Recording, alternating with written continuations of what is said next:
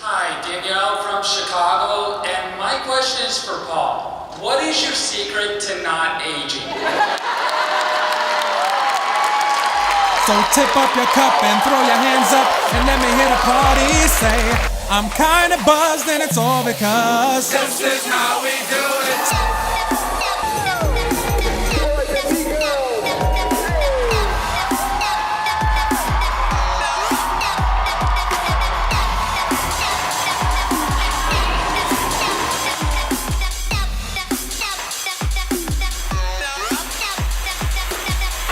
Just tell us already. I'm 80 years old on the inside. It's a mess underneath. In here, and in here, pure darkness. On the set of Clueless, they would come and they would get us like 20 minutes before set. And then on Paul's trailer, they would knock like an hour beforehand because he has to finish sucking the lifeblood out of the babies he takes. There you have it. Hey, it's a tough business.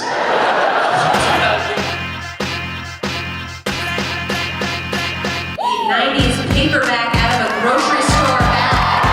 I decided to do a mashup because I figured I love Harry Potter and I love Clueless.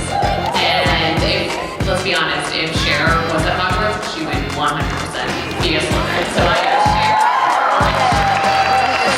Cher Horowitz, nailing it. I'm dying. This is my dream. I never want this to end. I just, out of all the cosplays I thought we were going to see today, Geist wasn't on my list, and I am so happy. Can I ask you how old you are? 23. Okay, the movie's 24. Okay. Well, did you say you were born in 95? Leave my stage. Lily, what year were you born? 2008. Nope. Okay. Hi. You look great. Thank you. My name is Monica from the South Side of Chicago, and No, your name is Dion, girl. You cheated behind my back, girl? I mean, the scene, the car scene with you was so ridiculous. Yeah, I remember that very much so, yeah. I have a career because of it.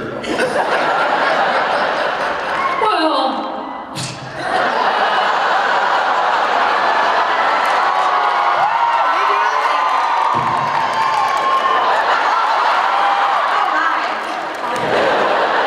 Toss him up, and now sit on the car. I remember, you're gonna think I'm an idiot, but shut up. But that was the day I knew I got to kiss Stacey Dash that day. You know what I mean? And so I had prepared myself I wanted to make sure I did the best I could for that scene because I thought that would be, oh wow, you know, maybe Stacey will kiss me. She'll be so impressed with your performance. I know, right. And right next to it is this nice little freeway, and you can do it. For anybody out there that wants to recreate the freeway scene. Wait, you said freeway? I thought you said three-way. We can talk afterwards too. I would love to. You know what? I love that scene where you're shaving your head and you're like, Yeah. because I'm keeping it real. I'm keeping it real. And Oh my god, my favorite thing about that was when... I'm supposed to be answering questions. What's going on here? Dude, I was in Garfield. My bad. Let me sit back. So when Donald now we were 2019. Donald in the scene where they shaved his head. So he shaved his head, but he had to film the rest of the movie and Murray wears a hat. So they kept the sides there. And so no hair up here, so he was George Jefferson. He was George Jefferson, and young kids Google George Jefferson and you'll see. So If you don't know who George Jefferson is, you're real young. Anyway.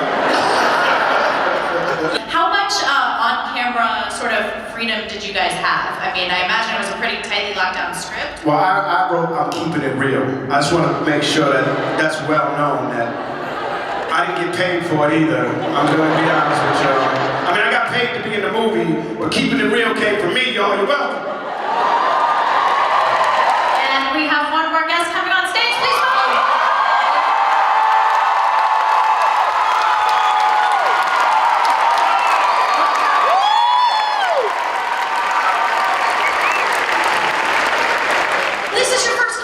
Right? Yeah, first one I've ever.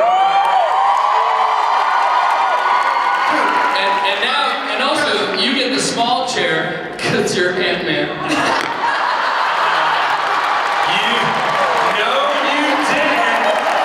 No, you didn't. Yes, he did. Yes, he did. Yes, he did. Guys, he really did. Yes, he really did. Hashtag keeping it real. Absolutely. And Mr. Paul Mercer.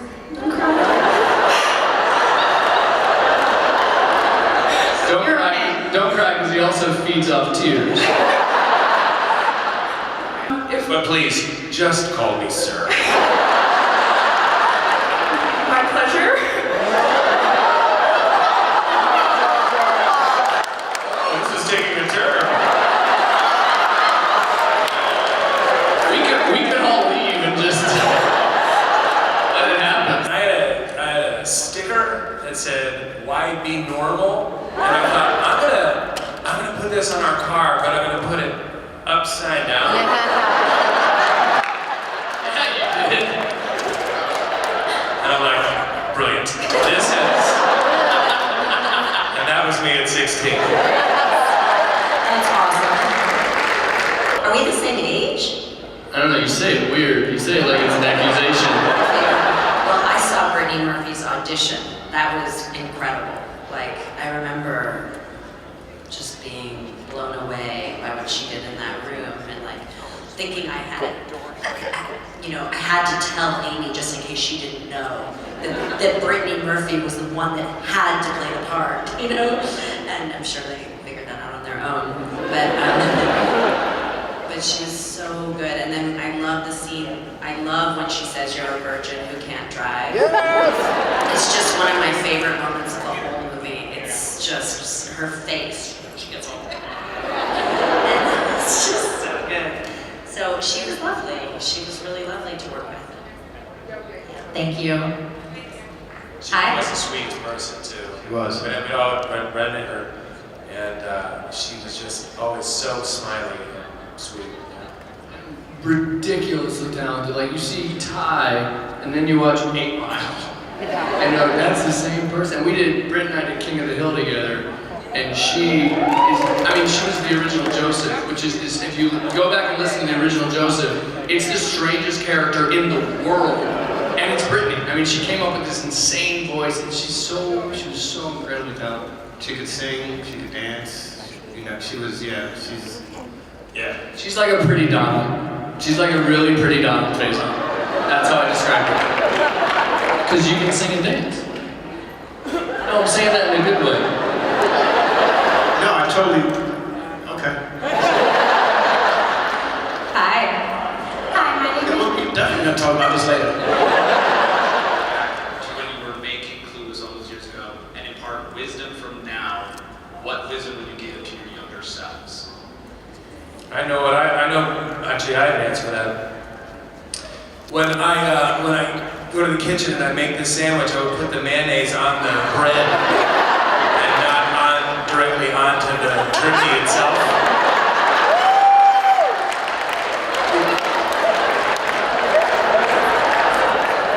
The little thing about me is I hate mayonnaise and I hate condiments. And they skeeved me out, so I'd never had mayonnaise on a sandwich. I was so nervous with the timing of the scene, and I just put the mayonnaise right on the turkey. And now when I say that scene, it's like nails on a chalkboard. That is the most awesome answer. I bet you Dean's answer. I don't know. I guess I had some really messed up teeth. But I guess so. They were like really tiny. They're brand new now, but you know. They look good. Now they're amazing. Now they're, you know. Now they're just like I got Hilary the- Duff. Yeah. Wow. But I mean that in a good way. Okay. I love Hilary Duff. I know this is all gonna be on the internet somewhere. And I love you. Okay, I'm just gonna put it up. There's Hilary Duff Right. and you. That's all I have space for. That's it. I accept. Yeah. I accept. Oh, I well, received it too. This is sudden, but Oh!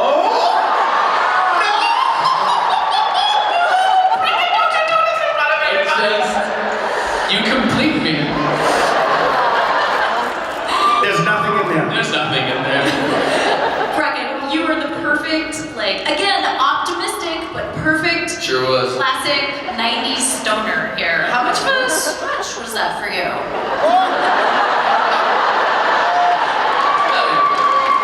I can't see if there are youngins in here, so if they are, earmuff them. Yeah. But yeah, I had never been high. I had never smoked weed or anything like that when I did Travis. So I was just like, well, I'll steal from Spicoli, from Sean Penn in Fast Times, and I'll steal from Keanu Reeves in everything. And so there was this because Bill and Ted's was like amazing for me, and him in Parenthood. There was a move he did in Parenthood where he would always go at the end of he'd punctuate every sentence with like, Yeah. and I was just like, that's mine. Put that in my pocket.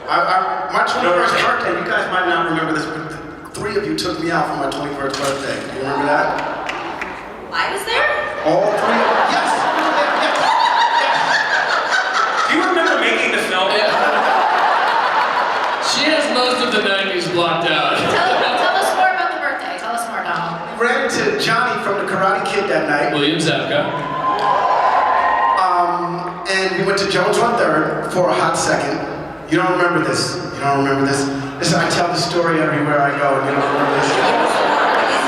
We ran into Billy Zabka that night. Yeah, we might. Karate Kid, bad guy from Karate Kid. He was here. Yeah. When? I saw him yesterday. Was it like I ran into you at Jones on 3rd? Don't you remember? I said, I don't know if years ago, I met you, I talked to you for a while, it was at a bar, we're like, where? He goes, it was a joke. Neither one of us could remember the circumstances. I put it together for you. Dude! Yes! Even making connections on your birthday. Damn! Oh my God. Yeah! Is he still here? I hope so. Oh yeah. I do too. And you might not be here. Or maybe he is, if you are Here. speaking up. Say, hey. No, hey. Television. I really want to ask Paul some freaking Avengers Infinity War questions. I'll be honest. I saw Paul right today and I was like, oh shit, that's Paul Rudd! Are you getting that reaction a lot lately? Not quite like that. Okay, really quick, because it's like an intimate setting, just tell us about Endgame. Nobody's listening, it's just between friends. I know everything. So not fair.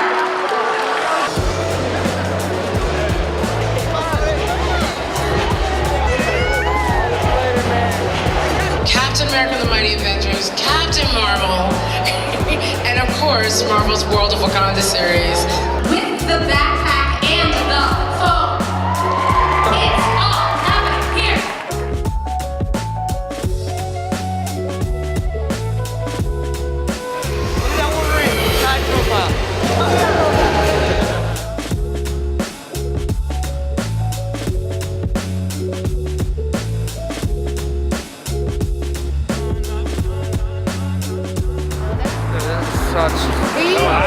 So hard.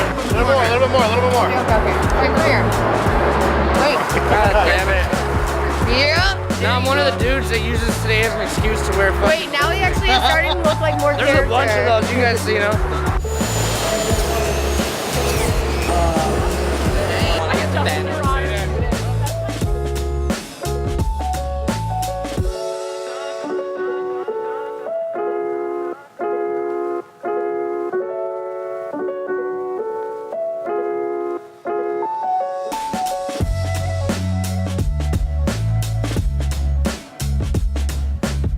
Okay, my name is Sienna Morris and I'm a numberism artist. So I professionally draw entirely with numbers and equations by hand. It's meant to represent the beauty of the world with the science that explains it.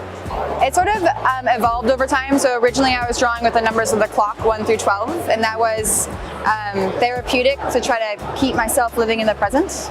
I started drawing with math and science just because I was already studying it on my own and I don't have a background in math or science, and so I found it was a really useful learning device to connect the data to me. Without a math background, it's all really kind of difficult. And the rote version of education doesn't work for me, it doesn't click. So, but if I build a model with it or if I do a drawing with it, it becomes real. and I remember it. It's also my way of sharing with others the beauty that I see in science. So it's a way of sharing your vision. yeah, well, I think that like science and math is gorgeous, and scientists know this, but the general public doesn't, and it's like this little secret that we're not talking about. And so I'm trying to spread that knowledge. Yeah, you see the creative side of science and math. You're just trying to give a visual representation. Yeah, and I think that science and math is inherently really creative. Like you can't get any really great breakthroughs with science and math without a creative brain. And so there's this story being told to students and young people that to be a scientist or a mathematician, you have to have this one type of brain that's like very logical, just only reasonable and not creative. But if you go into the field, if you don't have a creative brain, you're not going to be contributing much to the community. So the truth of it is a creative brain is what you want in science. That's how you get the big solutions and solve the big problems, is with a creative brain. Quantum physics, I think, is really great for artists because you have to be able to imagine. You can't interact with it. You can't see it in front of you. So you have to have a really imaginative, creative brain to get that and to add to that. So people ask me like where I get my inspiration from, and it comes from all over the place. And so some of these have come from like watching TED Talks, or from a book that I was reading, or just from something I saw in the real world that sparked an interest or a question. And then I just go research it. So I use textbooks, the internet, Wikipedia, I use open source online courseware. And then when I do the research, I look for data that is evocative, that really I think helps tell a story about the subject. And I use those numbers and equations to draw the piece with. So like with these pieces, there's tons of more equations that I could have used, but I just don't think they communicate very well. And so I find, it's like a scientific story. So I find the right data to tell the story about the subjects. And that can take a day to a year of research. So like the neuroscience pieces is a couple of years, that's sort of ongoing research into the brain. That was really fast. So this is the Star Trek communicator. I drew with prime numbers for the prime directive, which is kind of just nerdy. So I get the data, and then I do a sketch of the drawing, and then I draw either pen on paper that I stain with ink or watercolor, or I do etchings on scratchboard. And those take me usually about 100 hours to draw, sometimes more, sometimes less. And the way I do it, I think, is just like you do with pointillism. So you have like dense numbers for a dense area, and you make them bigger and farther apart for a light area. How to be a professional artist and successful just means you have to work really hard. There's no easy trick to it, unless I guess maybe you come from a lot of money and know the right people. Like that's a good idea. But the rest of us, you just work every day. Connect with people. When it comes to how to be a good artist, work on it every day, be surrounded by people who inspire you, who are better than you, and be open to learning new things and to doing things that make you uncomfortable. So draw all the time and do things you don't want to do, because it's the stuff that's challenging that will teach you that will really bring your work to the next level. So I'm Sienna Morris. I'm a numberism artist. You can find me at siennaartstudios.com and at the Portland Saturday Market in Portland.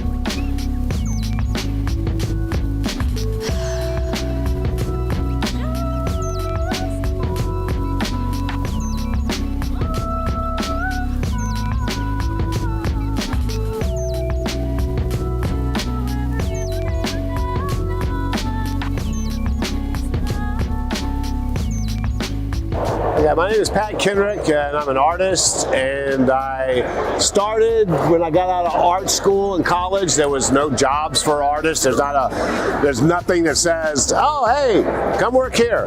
So I ended up working in a newspaper in the advertising department, and I made ads. And it was all cut and paste work, and that was in cut and paste was before computers. They just snatched that term from us, right? So what we would do is we would either make our own drawings, or there would be a thing called a clip art book.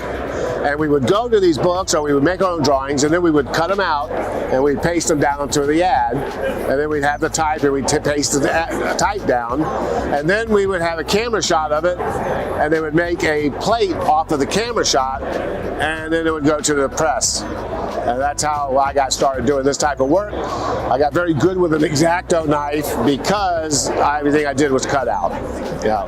And then when they started coming out with the computers and all that, I was not quick enough. Plus, I was getting older, and they figured, well, we're going to hire a young guy with Photoshop experience and get rid of the old guys. And so I was let go, which was, at the time, the worst thing that ever happened to me, but actually it was the best thing that ever happened to me. Yeah, so I started pulling out my portfolio. I started going through my old works and all that, and figuring out how I could make my work a little bit different than what everybody else is doing. And every time I was doing it, it was like, well, I need to get rid of this section. So I'd take my X-Acto knife and I'd cut it out. And then I was like, well, no, I'm going to cut this out. And I'm going to cut. So then I decided what I was going to do was I was just going to do a painting, an abstract painting, put my drawing over top of it, and then cut it out and start all over. And that's how I got to where I'm at with this stuff. When did you realize that it could become your own specified art form? It wasn't until about a couple of months after I'd gotten fired, and I was in a panic because I was like, what am I going to do? You know, and actually I did have a job. I was selling cars, which I was not any good at, right? I was just, I pay the bills. Well, I was trying to anyway. I think I lasted a couple of months with that. They just told me I didn't have the killer instinct or whatever, right? Which is fine. I don't want to have a killer instinct, yeah. So, and like I said, I was back at my studio, and it wasn't even a studio, it was time my kitchen table. And I was going through my older stuff. I just started cutting things out of it. And I was like, you know what? I miss having the X-Acto knife in my hand from when I was making the newspaper ads. And I was always better with the knife than I was with my brush anyway. So, and then it just started to develop. It started to click. You know, it takes sometimes it takes getting hit in the head with a board for you to figure out what it is you're supposed to be doing. Yeah. Under pressure, you figure it out. You do. Yeah. So, how long have you been with the con convention system and traveling? This is my third year doing cons. I started out, my very first show was in a church parking lot for a church bazaar, and set up my tent, and I had all this stuff, and it was really funny because I had flower displays, and I was trying to make everything look pretty, right? And I had very little product. And but I made my booth fee while I was there, right? So I said, okay. And I have my wife, and she's my business manager, and she was like, you know, let's try to get into the arts and crafts circuit.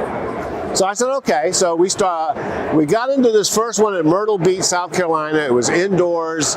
We weren't outdoors. We spent a year and a half outdoors, setting up tents, fighting the weather. Either it was 115 degrees outside in the shade, or you're freezing your butt off, or it's raining and the wind's blowing, and I got paper, and it's going everywhere, right? So we figured we needed to go indoors, so we got in with the arts and crafts circuit. As I'm in the arts and crafts circuit, people kept coming up and looking at my work, and they're going, wow, you've got superheroes. Why aren't you doing cons? And I was like, what's a con? Yeah. Well, I don't know. I never knew this life existed. So I knew Star Trek conventions, right, from back when I was growing up, but I didn't know they had developed to this, where there was actually artists at these places. So we started to look into it a little bit, and one popped up near our house in North Carolina, and we were like, well, let's try that. And if there was a space open, if they let us in, we were going to do it. And there was a space open, and they let us in. And we did so much better at that con. I mean, it was almost like, that's when one of those light switch moments, you know? Epiphany. Yeah. Oh, this is where I need to be, not at the arts and crafts, because most of those arts and crafts people were very old and they've already got the stuff on their walls, and they're not going to hang Spider-Man on their wall. Yeah. The younger crowd for that. Yeah. So, yeah, and then we saw, and I looked at who was coming in my booth at the con down in North Carolina, and I was like, yeah, this is what we're supposed to be doing. And I'm very fortunate. I have not, every con that I've applied to, I've gotten accepted into. So I'm very, very, very fortunate as far as that. And I don't know if it's because they like the work or that I can pay them right up front. Yeah. That's killing artists or aspiring artists that want to get into here as a football, like, this is my creative space, these are my people. Right. And make like an art. How do they get a booth? What would you recommend? Well, a lot of the guys, especially here in Chicago or the bigger cities, they have a place called Artist Alley. And I call it Cutthroat Alley because they cram all these artists into this one small space, and they all compete pretty much for someone's dollar. And they usually put them in the back, and by the time someone gets back there, they spent their money. They'll tell the artist, I love your work, but they're not buying it because they've already bought a bunch of other stuff. So it's tough because that does give them some exposure, but unless you're really out onto the floor, you're not going to get the exposure you really need. Yeah. And that's the biggest issue. I was very fortunate that I was already doing shows, and I already had all my setups and everything else like that from the arts and crafts. My setup isn't any different than an arts and crafts show. It's just it's con. That's all it is. But I already had the money where I could buy the larger space, because sometimes that's what it really comes down to: is do you have the funds to do this? And but the Artist Alley to me in this world is like the church parking lot that I started out in, because you got to start somewhere. And there's a young man here who was in Artist Alley a couple of years ago, and I talked to him, and he's come up to me and he's thanked me because I have given him some advice on things to do. He's done them, and now he's out of the Artist Alley, he's out on the showroom floor, and he's doing a lot better. So, yeah. So main floor is really where you want. This is really where you want to be. I mean, Artist Alley is nice. Don't get me wrong. I mean, I call it Cutthroat Alley because it's just a joke. You have to be a hustler. But you have to, and you'll be next to a guy there who's got. He says, "I'll sell my prints for $5 a piece." That's another thing that they make a mistake on. I've always been pretty expensive with my pricing, and it is a value, and it's a perceived value. And if someone in their head's thinking, well, this is only a $5 print, yeah, how good can this be? As opposed to, I just spent $80 in this artist booth, and I really like it, so I'm hanging it up. As opposed, the $5 print might not ever make it home, but the $80 that they spent at my booth is going to get to their house. Yeah. I would say a lot of my success is because I have a lot of work. I have over 200 different pieces. And because I have that much work, and it's all different, it's a different genre, different this. Some of it's even my own creation. It's not a copy of a Marvel character, or it's not my interpretation of a Star Wars piece. It's my own piece that I created myself. But without having that many pieces, it's tough because someone comes in and says, well, you don't have any, Firefly, or do you have any, someone said, this is not, woman came in, do you have anything Zelda? Yes, I do. I have 4 pieces of Zelda. I show it to you. This is an older woman. She says, I know nothing about it. She said, but I need 4 pieces from Zelda. I need a piece from Zelda because so-and-so is getting married and their wedding is a Zelda theme. There you go. And so she bought the 4 pieces. She's framing them up. She's going to give them as gifts. But if I didn't have anything Zelda, and I've never played Zelda, all right, my kids played Zelda. I've watched plenty of people play it, but I've never played it myself, but I knew what to do when I did my pieces. But yeah, I would say if I was to give any advice, do a lot of different types of work. Just don't get stuck on one thing. All right, I'm Pat Kenrick. I'm an artist here at C2E2. You can reach me at amorableart.com. And that's it. That's all I got.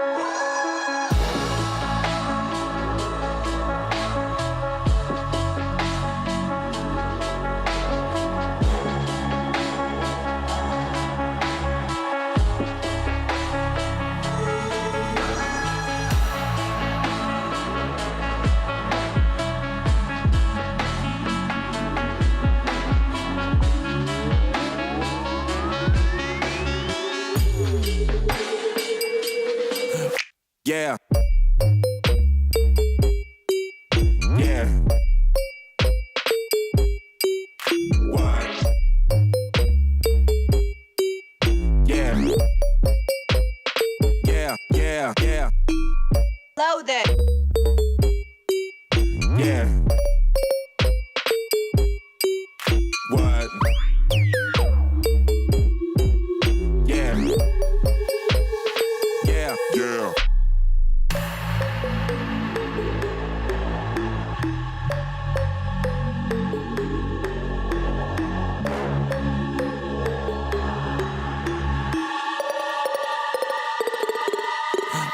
Yeah. Yeah. Yeah. What? Yeah. Yeah, yeah, yeah. Yeah. What? Yeah. Yeah. Yeah.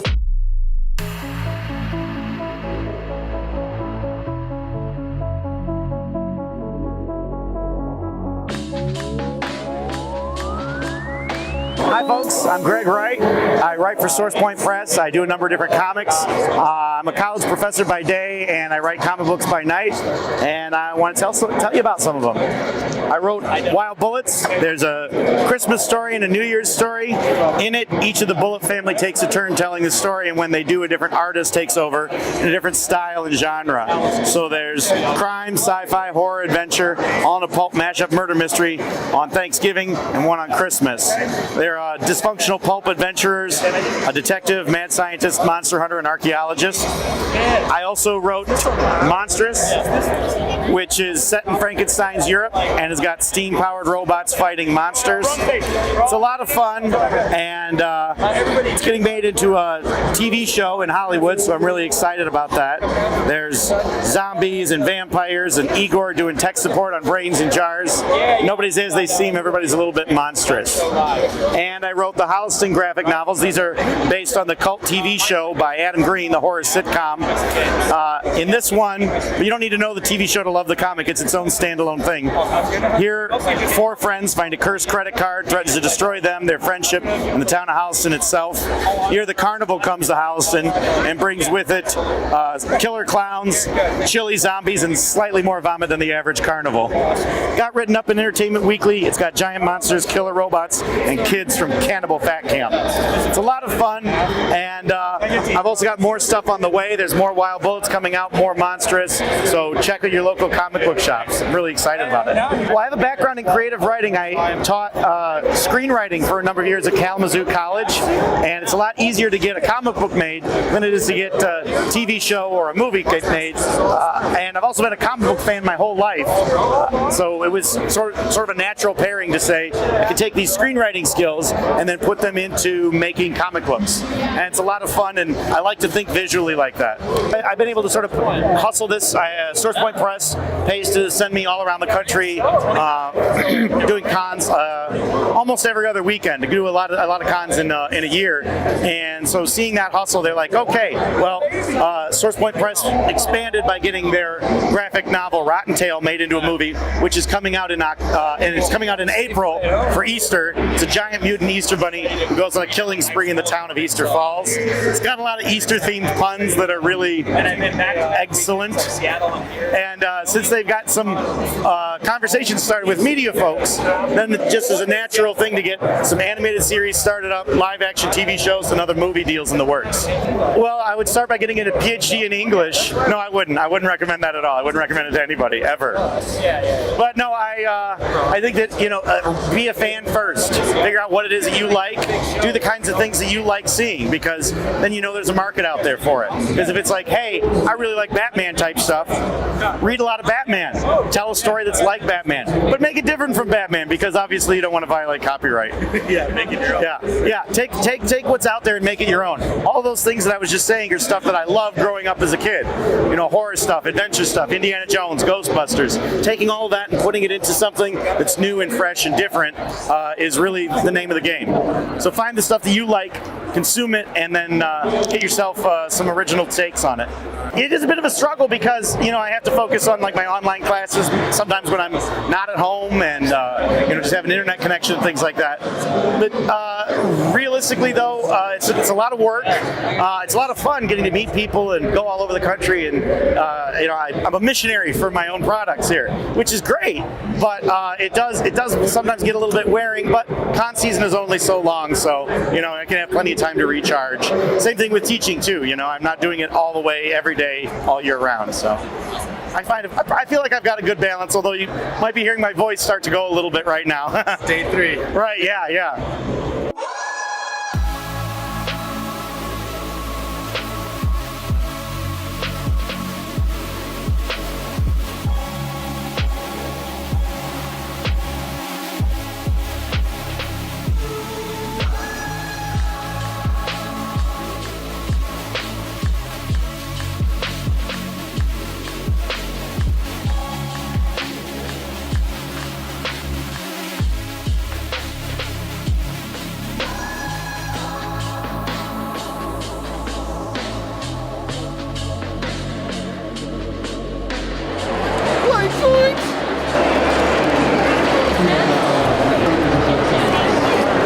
There's like 2 people out here that might not know that they are the voices of Goku and Vegeta and Piccolo and Yamcha. I don't know why we keep saying Yamcha, because... Oh, why not? Yamcha's so delicious. Lord Yamcha is one of the best characters in the whole show. That's true. I'm just giving you a hard time. He'll lay it down. Yamcha makes the best apple pie. Yes. So I was going to introduce you guys Because to when he's all the dead and he voices lands in a pie, movie. and the picture when he's on a pie. I get it, yes. That was a real leap in logic. Sean was trying to make I'm a really deep high cut on there. We Benadryl right almost now. did. Yeah, I make deep cuts all the time. I drop The sweet deepest. beats. There's a little movie out, Dragon Ball Super. Probably yes. Yeah. Yeah, I've heard of it. It was great. I went to go see that movie. When I was working on it, I had to slow down the animation just to do my parts, and normally I don't have to do that. It was just so over the top insane. I was just like, wait, slow that down. Wait, what's going on? Like, especially the fight with Gogeta, which is like my new jam now. I'm actually very concerned for people who would watch it multiple times, because after watching about 6 times, including the mix and all that stuff, the end of it starts to get very hypnotic, and like I was in space. I was really confused and exhausted by the end of it. I thought maybe I'm becoming one of those people they put seizure warnings. Well, what they did when they lower the brightness so that well, 3/4 through the movie, the animators decided to drop a bunch of acid or something. I don't know. They break through space and reality. In the animation, it literally there was no line there. It just had like two weird mouth flaps or whatever that just kind of faded as he was falling back, and we both were like, what the would be a perfect place to put there, yeah. So that's why we put it there. Yeah, and it's still there. And it will always be there because it's true. At that moment in time, like they break the glass ceiling. Yeah, the glass ceiling reality. So we didn't even know what was going on. What's interesting about this movie is the history. We get that little bit of history. When Goku's father is talking before he sends him off, he's like, I wanted to create something. I don't want to always destroy it. Maybe my child can. He was having a woke moment. He was. He was waking up just a little. And he's such a good father. I don't know just why. Enough. I don't know why Goku didn't pick up on any of that. Well, because he got hit on the head as a small child and was sent to another planet as a boy, so there's a developmental issue there regarding nature versus nurture. Right, because everybody knows that Piccolo raised those kids, right?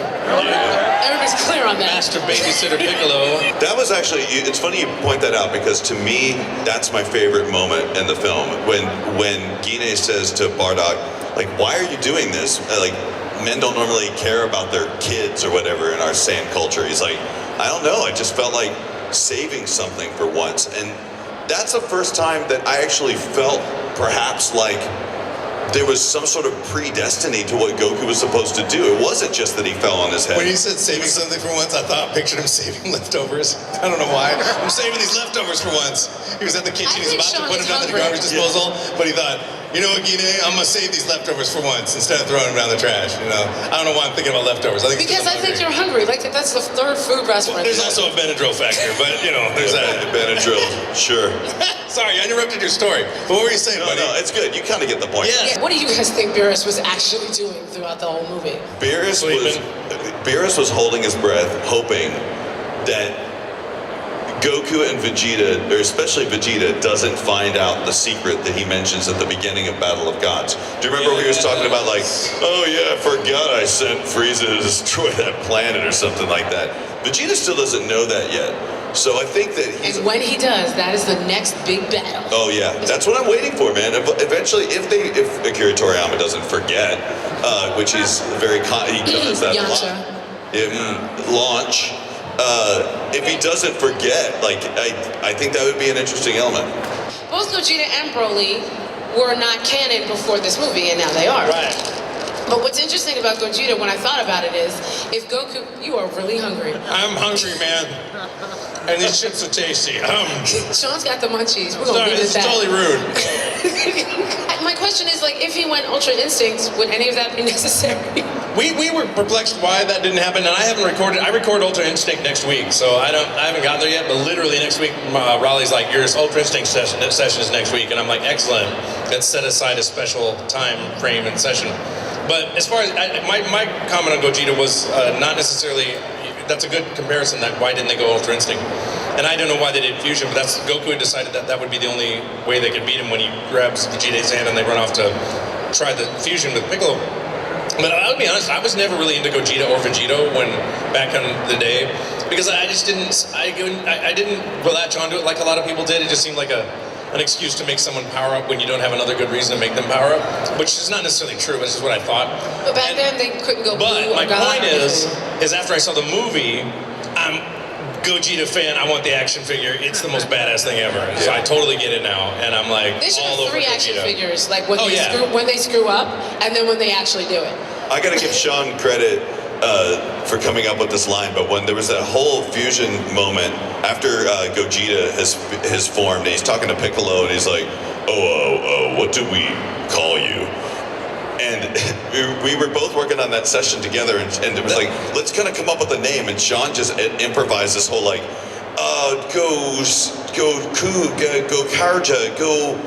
Gokuja. Yeah, was that not in the script? That was not in the script. Oh, I made that up. You made that up, brother. Oh, cool. Yeah. That's a cool character, Gokuja. He's like, Gokuja? No, Gogeta. I love it. When we were working on Dragon Ball Z in the original days, we didn't have very good translations. They actually had a different goal for Dragon Ball. It wasn't necessarily to like preserve the ultimate integrity of this show and kind of translate every single line for line. They were just trying to make it popular in America because at that time there were too many people telling Funimation like, no dude, cartoons aren't for adults, they're only for children. They're like, but they aren't. Like, yeah, but if you want this show on TV, you gotta make it for kids. I'm mad that All Might was the voice that you used to sorry. tell them this. Hey, it's a Dragon Ball panel. I'm not in that show. I've resisted Goku being a proud Saiyan warrior because he's not. That's not how he rolls in the Z.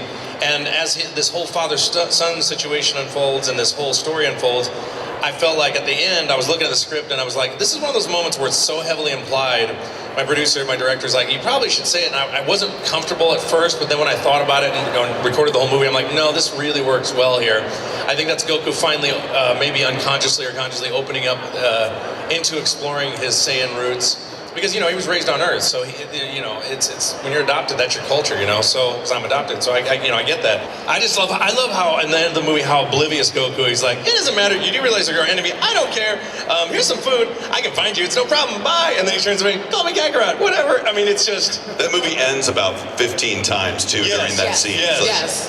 And I love the ending. I do. I But really it's love also, it. but he does that. Really, like becomes friends with his enemy, like Boo. Like he becomes friends with his enemy. Goku likes to beat you up, show you that, you know, he wins, and then go, okay, let's be friends so we can fight some more, because, you know, and let's train some more. Unless you're a total jerk, then I'll have to destroy you. And even when he, at Frieza, he's like, when he's beating Frieza, he's like, you know what, here's some energy to send you on your way, and then Frieza still tries to kill Goku, and so Goku does the last blast. So Goku's a pretty merciful guy, even up to the very end, even after he's defeated his opponents.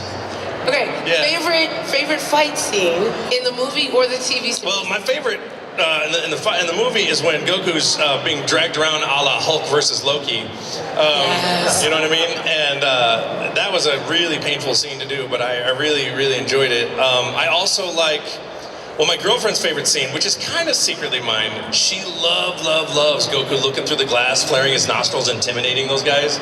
She loves that. She laughs so hard when she sees it. I'm like, man, I kind of like that too. But also when we say, here you go, Vegeta, or no, have fun, Vegeta. Oh, yeah. No, Frieza. Have fun, Frieza, yeah. when we drop off Broly, all amped up right in front of Frieza. That's a pretty choice moment. Yeah, that also wasn't in this. That was also not in the script. We just like, it was just really funny how they kind of dropped him off right in front. So we go, have fun, Frieza. Bonk, we're gone. So we enjoyed that. In the series, the series is Super. Well, in Super, well, my whole favorite thing is the whole Goku Vegeta related. In Super, I'm gonna let Chris answer while I think about this, because I'd say if I'm gonna go the series, it's Majin Vegeta versus Goku, because that was like the most epic part of Dragon Ball. I would agree with that. But in the movie, and I hate to say this, I'm being very selfish here. I thought that Vegeta and Broly's fight was the best fight, because that's before it went into like I'm on drugs land. It was an extremely visceral, real fight. I felt that way. It was kind of a mean, very like slow, intentional fight. Like you could slow it down and learn martial arts from it. Oh yeah. By the time Goku comes out, he's doing some sort of Mr. Miyagi thing with his hands and like freezing Broly mid-air, doing some stuff we'd never seen before. Do you think one day Vegeta's gonna win one of these fights and not like drop out and give it to Goku? Because come on. I do, and here's what's gonna happen. I'm just saying. Vegeta's gonna win, he's gonna be the ultimate winner, but then either A, the show will be completely over, or Whis will turn back time, or he'll drop dead at that moment. I was gonna say, he's going to die. Yeah, there's just... Do you think the series would end with Vegeta going in for that final blow and getting blocked? Yeah. And then it's the credits. And then Super's over. He's like, I'm gonna do it this time, it's finally in this. Hey, it's me, Goku, on the next time. Okay. There's no more. Who is scarier? Broly, Baby Boo, or Chi-Chi? Chi-Chi. That's a no-brainer. I mean, I'm kind of biased. I think Chi-Chi and Bulma are by far scarier than any of the villains. Yes. Because I think they make it clear in the series that Saiyan men really like strong women, so they have to find a woman who's willing to smack them every now and then. Kick their ass, basically. Yep. But I think Bulma is actually one of the most important characters in the series. I agree. Because if a planet blows up or whatever, she could just that's the first female he met in Dragon Ball. Yep. And that whole triumvirate of Goku, Krillin, and Bulma, that was the whole catalyst for the whole adventure. And Yamcha. Oh yeah, that's right. Yamcha. Poor Yamcha. Honestly, do you think Akira Toriyama just forgot that he made that relationship? We think Akira Toriyama, Yamcha is a bully that bullied Akira Toriyama in high school, and he's now getting back at him. That's my theory. Or Chris's theory, actually. That was you. I don't know. We were both talking about it. I can't remember. What is the inspiration for Yamcha? Is I thought you were saying that Vegeta is kind of the bully, that he always, I can't remember. All I know is that I have this theory that Vegeta's bad man outfit with this pink shirt and the yellow pants, I firmly believe those were Yamcha's clothes. Left at Bulma's house, right? Yeah. He was the last guy to stay at Bulma's house, but Yamcha gets the last. I can't unsee that. I'm sorry. But Yamcha gets the last laugh. If I bought you 2 googly plastic eyes, would you put them in your hair? Oh my God. And then they would doodle around while you're... John!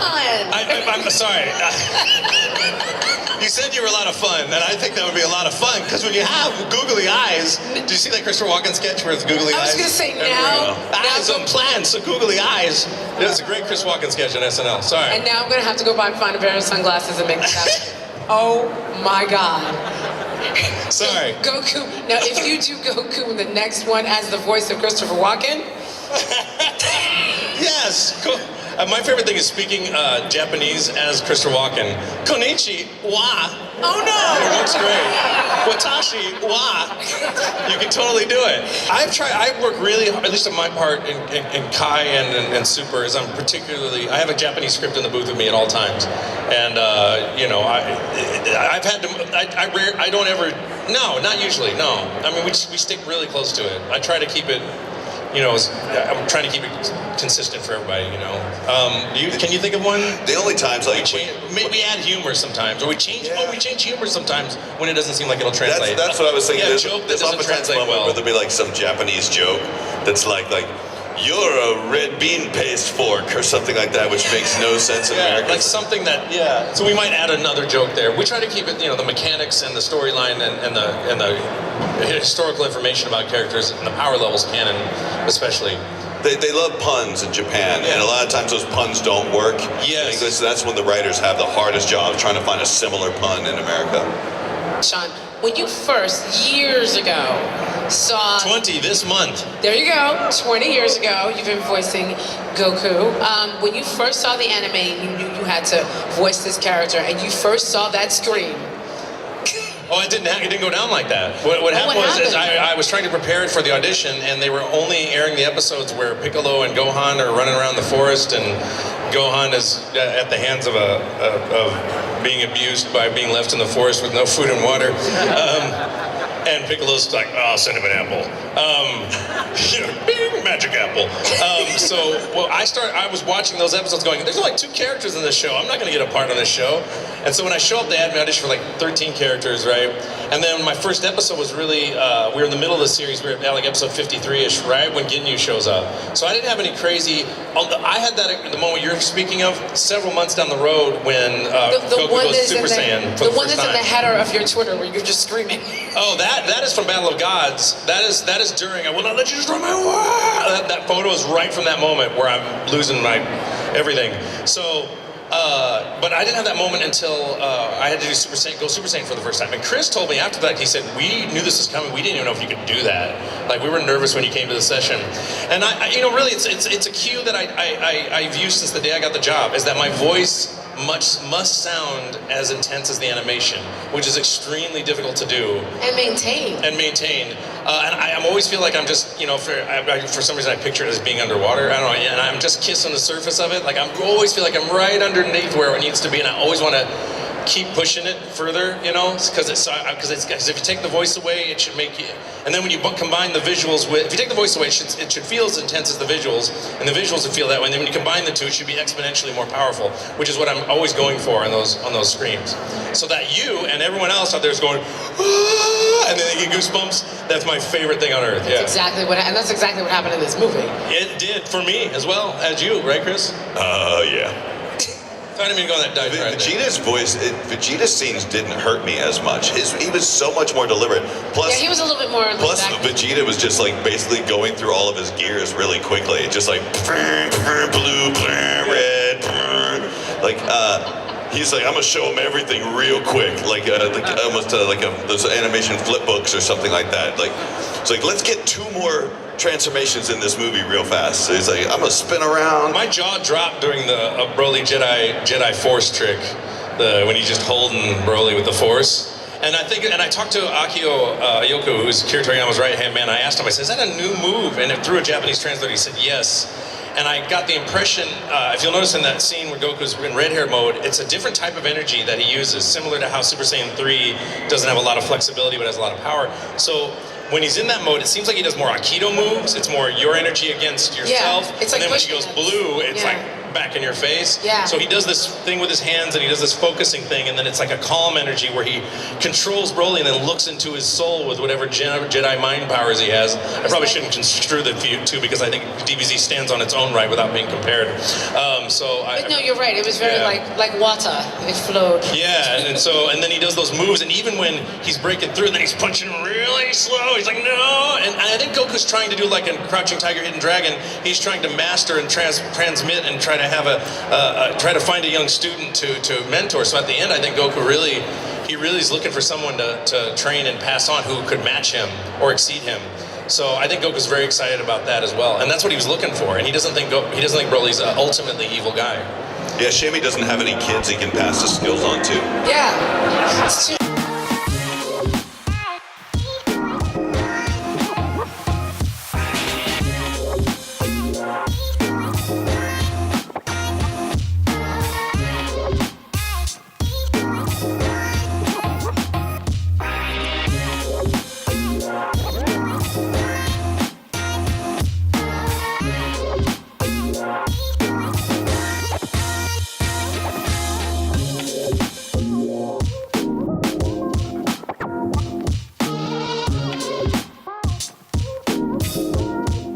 Hey, Chicago! So awesome. There's obviously a lot of, young women and men in the audience today that would like to break into the business, acting or voiceover. What advice would you have for those that want to get into the business? If you want to do voiceover, I think most important thing is to be able to be diverse or have a really cool, amazing, quality to your voice that can lend itself to either commercials or, creating characters, and just find a great agent who's going to represent you. That's all. But you just gotta really love it. I've done so many other animations. I've done like Hot Streets and Milo's Murphy's Law. I was Savannah in that. I know that's a great one. I don't know, Adventure Time. It's really, really great because you don't have to like worry about having a pimple and that you've gained a few pounds or anything. You just go in and you're in a booth and that's it. It's great. Because I've been around the block, you do grow out of your shell and you feel that, hey, this is me. And that's the message, I always try to get across to young kids that, hey, just be you. Just have people know who you are and they're going to love you for who you are. Thank you so much, and Sure. we love you. Thank you. Let me tell you, I'm the jet flying, can't steal it, son of a gun that there's ever been. And you know what? I'm having a hard time keeping these baby cows down. Look at them. God damn. Woo!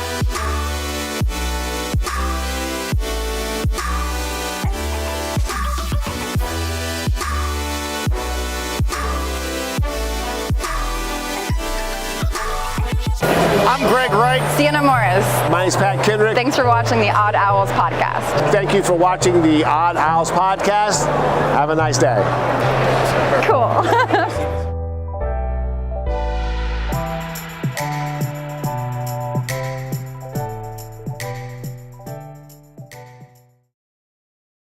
gonna suck on that tail later, bro. I'm gonna suck on that tail later, bro. Yeah? Hey, bro, I said don't film me, bro.